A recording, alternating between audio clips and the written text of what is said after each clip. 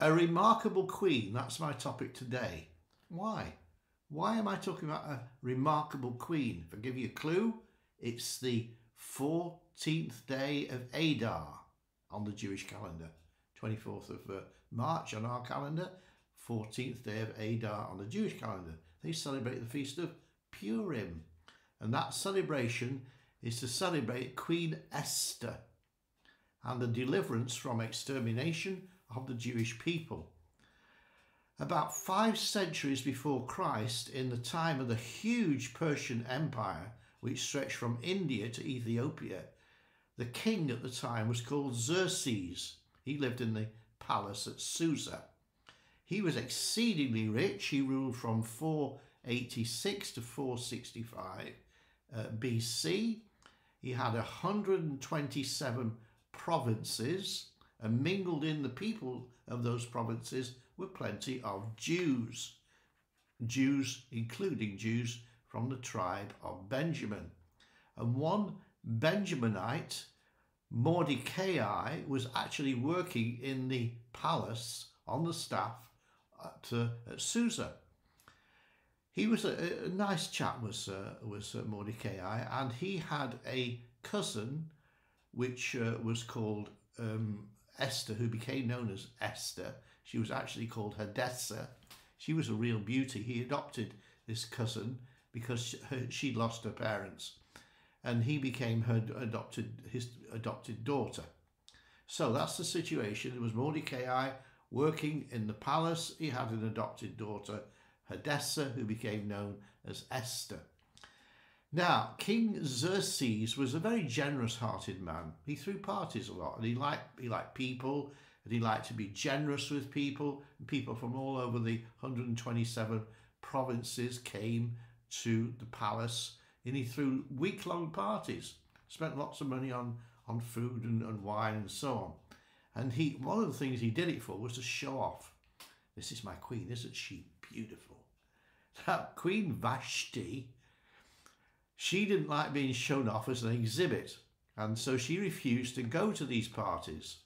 And so as a result, he got very angry with her and threw her out of the family, threw her out of the royal family. Now, when he threw her out, the king needed a new queen, and the search began for a suitable virgin to replace her. Hadassah was also in the royal harem at the time, and so she caught the king's eye.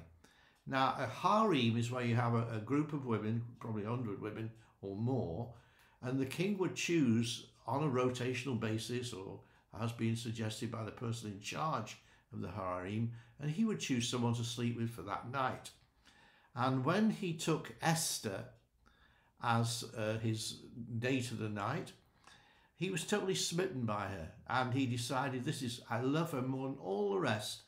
The crown went on her head, and she became the new queen. That's in Esther chapter 2 and verse 17. Now, also working on the palace staff was a man called Haman. This is the baddie. And he was an Agagite. His ancestry was the Amalekite race. And the Amalekites were the first nation to attack the Jews as they left Egypt, Exodus 16 and verse 8. And God had always wanted to get rid of the Amalekites because of the spirit of hatred. It's a demon in that people. And that spirit of hatred passed down into Haman. And so he hated Mordecai. Obviously, it was nothing strange about the man. It was just the fact it was in his bloodline. That spirit came down. And Mordecai showed no reverence or respect for Haman. And so Haman tricked the king into signing a decree to exterminate all the Jews from across his kingdom. Now, when Mordecai heard about this decree that had gone out, he said to Esther, listen, you're a Jew, I'm a Jew, we're going to get killed, and all the people, all the Jews, the people of God are going to be all exterminated as a result of this decree. You have got to do something about it. So, although Esther was a queen, she couldn't just walk in and say, hello, king, could you stop this? She had to be invited into the presence of the king. And so she put on her royal robes, and went in, taking courage with her, and said, "Could I speak to you?" And he held out the scepter, and she touched the end of the scepter, and that was a sign that she was accepted in the king's presence, and that she was in the inner court. And the king was pleased to see her and said, "What do you want?" And she said, "Well, I'd like to invite you and Haman to a meal. I want to do you a special meal. Come with Haman as a guest, and I'll make you a special meal." Now, Haman didn't realize she was planning a trap, because at that meal that she prepared, she exposed Haman as having done this trick of sending out a decree, or getting the king to send out a decree, to exterminate the Jews, and she was a Jew. So her and Mordecai were going to be killed.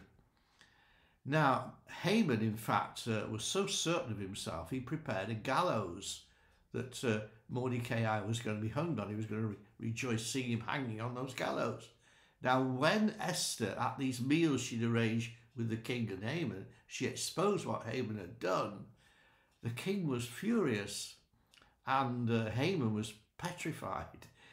She was sitting on the couch, and he went down on his knees at the couch and said, "Please, please, And the king came back in the room. He said, "You're gonna touch my queen as well?" And he ordered the execution of Haman and his 10 sons on the same gallows that were prepared for Mordecai. So everything was reversed. God stepped in through the courage of this amazing queen. Queen Esther then drafted a new decree which was sent out in the provinces to allow all Jews who were under threat to kill their enemies, and so the people survived. So by Esther's courage and the faithfulness of God, God's chosen people were preserved by the king's new decree, and that came into effect on the 13th and 14th day of Adar. And that's, as I say, is the date today on the Jewish calendar. That's why I've recorded the video today. If you think that God has forgotten you, he has not forgotten you. He hasn't forgotten his people. He hadn't forgotten in the day of Esther his people, and he will always arrange. God knows who his people are. He'll always, always protect them, including us. I'm protected. If you're a believer, you're protected as well by the same God. Amen. Hope that encouraged you. Go back over the book of Esther and have a good read. It's a great read for the Feast of Purim.